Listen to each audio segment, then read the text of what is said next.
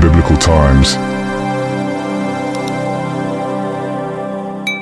In the beginning, God tests Abraham. He calls out to him, "Abraham," and he responds, "Behold, here I am."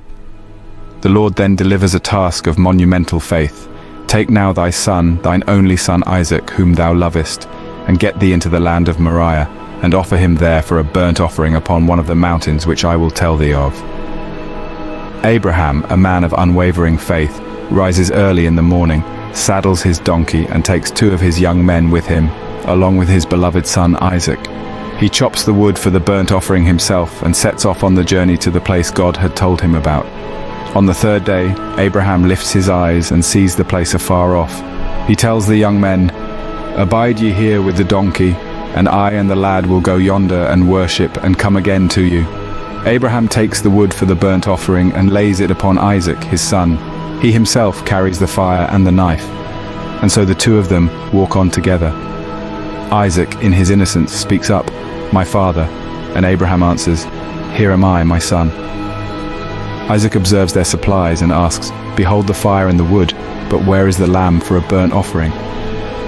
Abraham, with a heavy heart, replies, "My son, God will provide himself a lamb for a burnt offering."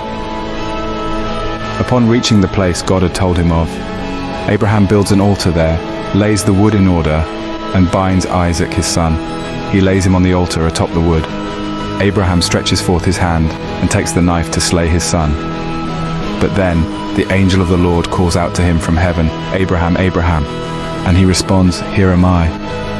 The angel commands, "Lay not thine hand upon the lad, neither do thou anything unto him, for now I know that thou fearest God, seeing thou hast not withheld thy son, thine only son, from me." Abraham lifts his eyes and looks, and behold, behind him a ram caught in a thicket by his horns. Abraham goes and takes the ram and offers him up for a burnt offering instead of his son. Abraham names that place Jehovah-Jireh, which means the Lord will provide. It is said to this day, "In the mount of the Lord it shall be seen." The angel of the Lord calls to Abraham a 2nd time out of heaven and says, "By myself have I sworn, saith the Lord, for because thou hast done this thing, and hast not withheld thy son, thine only son, that in blessing I will bless thee, and in multiplying I will multiply thy seed as the stars of the heaven, and as the sand which is upon the seashore, and thy seed shall possess the gate of his enemies."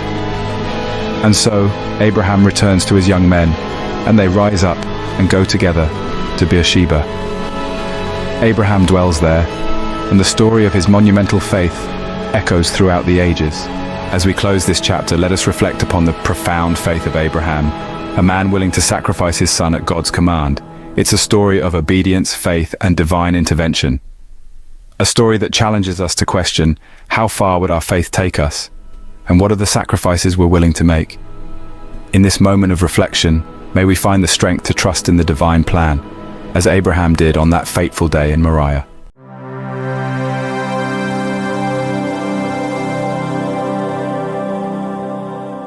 Subscribe to our channel and turn on notifications to dive deeper into your faith.